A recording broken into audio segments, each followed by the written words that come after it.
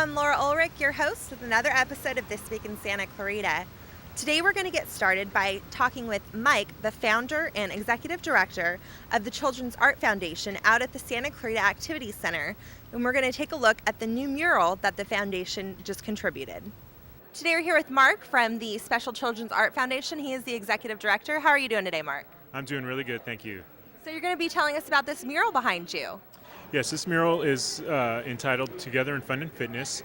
It was painted by 270 students within the Santa Clarita Valley from the William S. Hart School District. The participating schools were Valencia High School, West Ranch High School, Arroyo Seco Junior High School, and the Sequoia Charter School. And the project was painted in collaboration with the City of Santa Clarita and their grants program. And it was a really great way to create inclusion for the students within this valley in the Hart School District. Yeah, definitely. How long did this project take from start to finish? From start to finish, each mural takes about 6 months. We start out by talking to the recipients, finding out what they would like, what kind of theme they're looking for. Then my artists go to work trying to design and develop sketches and designs that are then approved by the city. Once we're done with that, then we go to the school districts and try to schedule and coordinate schools to participate in the project. Well, there's all kinds of high school students running around here. We just did an unveiling of the mural behind you. Do you want to give us an idea of the plaque on the wall and what the unveiling was about? The plaque on the wall is basically to show the community the title of the project, Together in Fun and Fitness. Also, again, talks about what I just did, who participated in painting it.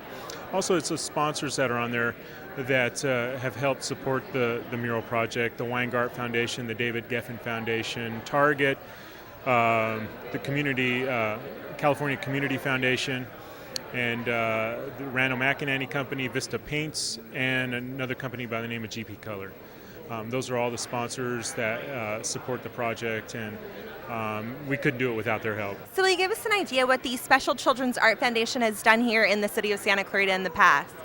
The first mural we did with the City of Santa Clarita was for the community center in New Hall. The title of that mural was Community in Action, and again it depicted images of activities that are provided by the community center in that area in New Hall. That project had about 266 students paint on it. This was the second project that we did with the City of Santa Clarita, and we are now trying to develop a third. So that's up and coming maybe within the next year. Awesome. So we should keep our eyes open for that, Absolutely, absolutely. Keep your eyes open. We're really excited about the next project we've been pitching and developing with the city. So if someone would like more information about the Special Children's Art Foundation projects you guys have currently done, or if they want to volunteer and get involved, how would they do so? They can go onto our website, which is specialchildrensart.org, and get all the pertinent information. And they can also read up about and follow each project that we do. We do a step-by-step display for each project. For example, if you go onto our website now, the Activity Center mural is on there, and it from start to finish explains how we proceed to each step and stage of each project. Thank you so much for your time, Mark, and we're looking forward to partnering with you on the next project. Thank you very much. For more information on the Children's Foundation's different projects that they're doing throughout the city, feel free to check out their website. I was lucky enough to get to go out to the sports complex and speak with Tara Concepcion from engineering at the city and Tom Riley in our parks division to see how the phase 4 of the sports complex was coming along. So we're here at the sports complex. Will you tell us what's going on behind you? Yes, this is the Phase 4 project of the Santa Clarita Sports Complex that comprises about 15 acres of overall development. And what we're looking at down below me here is the first portion of that, which is the skate park, parking lot, the restroom facility, and a little concession building that's being built right now. So kind of in the ongoing project of grading, will you give us an idea of where we're at with that and exactly what grading is? Yeah, in Parks and Recreation, we're working closely with the engineering department and their CIP people that are doing the grading ahead of this, actually. So they were out here last summer doing this grading, and now as you look around, you've seen more grading up into the hillsides. They'll talk probably a little bit more about this, but there were debris basins that need to be removed and a lot of underground work before we could come in and do our parking lot and our skate park. So grading basically gets the surface ready for the actual building. That's right. It prepares the hillsides and makes sure that they're stable and can be planted, which is what Parks will do towards the end of this project. When exactly did construction begin? Grading started in June, and the engineering folks were out here doing that all summer, as I said, and then we came in mid-August and started the skate park and the parking lot work. Hey Tara, how are you doing? I'm doing well today, Laura. So can you give us an idea of what now is at the sports complex?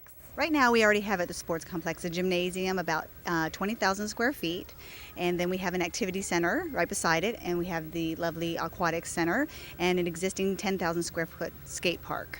Wow, that's quite a few facilities. So we're into phase 4. Can you give us an idea of what new additional facilities we'll have as part of that phase? With phase 4, what we'll be building right now, we're actually in construction, is we have done the grading and drainage design and work in order to start the skate park, which has started construction in August. It will be about 40,000 square feet, so about 4,000, four times bigger than the other skate park. With that, we're going to add some more parking lots and a multi-purpose field, some outdoor basketball courts. When is our estimated completion time for all of this? Well, ultimately, what we're looking at right now is finishing the skate park by spring and all the other site improvements with the multi-purpose field and the outdoor basketball courts and all the parking lots and all the landscaping and the drainage and the grading around spring of 2009. Soon thereafter, we'll start the construction of the gymnasium, and that should take about a year and a half. So these are going to be world-class facilities, aren't they? Definitely. I'm not much of a skateboarder, but I do hear it'll probably be one of the best skate parks in the United States. Just to recap, the facilities that you said are currently here at the sports complex, are those going to be open throughout construction? Yes, we will definitely have everything open and have enough parking out here so the kids can still play basketball, do all the swimming and all the other different events. It's definitely a priority for parks to keep those open. Awesome. Well, thank you so much, Tara, for your time. You're welcome.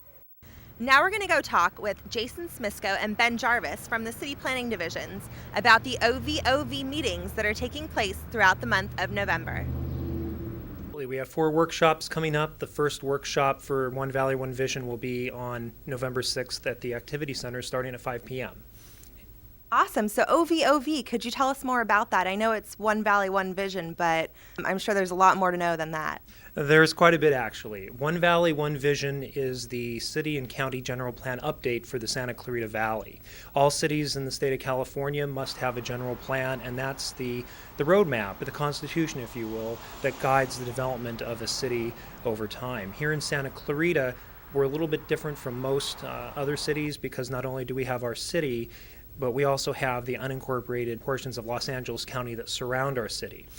What's exciting about One Valley, One Vision is that this is the first time in our city's history where we are teaming up with Los Angeles County and we are writing a joint general plan for both the city portions of the valley as well as the unincorporated portions of Los Angeles County. So the goal at the end of all of this is to have a single vision, even though it will be 2 separate documents, a general plan for the city and an area plan for Los Angeles County that will guide development in Santa Clarita over the next 30 years. Does this plan have any impact on residents, and do residents have a say? The general plan affects everyone who lives in Santa Clarita, and residents right now have an opportunity through these workshops to show up and let us know what they think. Let us know what they think of the different elements of the proposed general plan, and to let us know if there's anything in there that they think that we might have missed. And as the OVOV program is very multifaceted, we're now going to talk with Jason Smisko, who's going to give us an idea of more of the benefits that OVOV has for all of us city residents. Hey, Jason, how are you doing? Hi, Laura. I'm doing great. Thank you. You know, the project team, as we've worked together with city employees, members of the public throughout the city and the valley, and county employees, we've identified a number of benefits to One Valley, One Vision. And that's really the whole point. When you're going to do a general plan for the entire valley, you want it to benefit the residential community, the business community, property owners, and even people who come to visit Santa Clarita. Some of the benefits we've identified at this point is a green belt around our valley. 50% of the Santa Clarita Valley is protected as open space, and there aren't too many agencies that have an opportunity to say that. Another thing we're noticing with the way we've laid out the land use plan for One Valley, One Vision is we're significantly reducing urban sprawl. We're concentrating the densities in the center of the valley. We have infrastructure there, we have roads there, we have businesses there. This is going to result in less traffic driving further to the outlying areas of our valley. The third benefit we've identified is more jobs in the valley. The more people we can keep in the valley working, we keep those economics here, we keep those dollars here. More importantly, we keep those cars off the freeway and driving out of the valley every day. So we want the public to come to these open houses and help us identify more benefits, help us come up with ways that we can increase the benefits of One Valley, One Vision for this community. I also want to say this project has a web presence. If you can't make the workshops, all of the draft elements are on the web. You can go and get copies of circulation element, the land use element, the introduction. So please go on there and familiarize yourself with One Valley, One Vision. There's meaningful comment opportunities for members of the public beyond these workshops.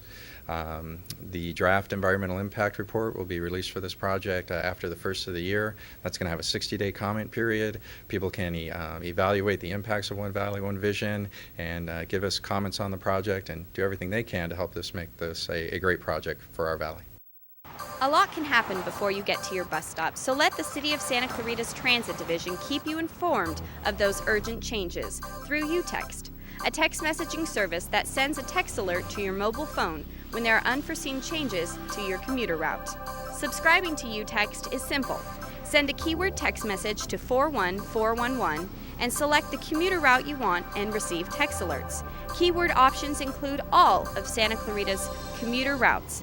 Standard text messaging rates apply, so please check with your service provider for applicable charges.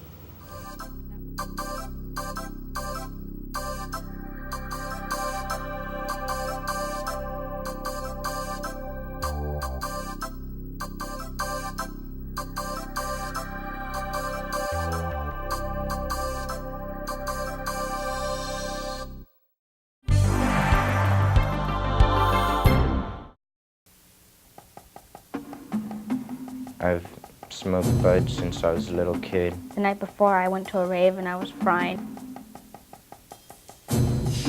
Yeah, I was addicted. I used to want to kill myself, like, every day. It's a slow death. That's all it is.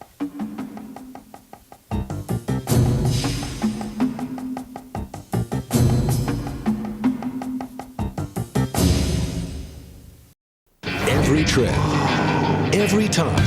Buckle up so you and your friends get home safely. Seatbelts save lives. Okay. Visit NHTSA.gov. That is spectacular advice.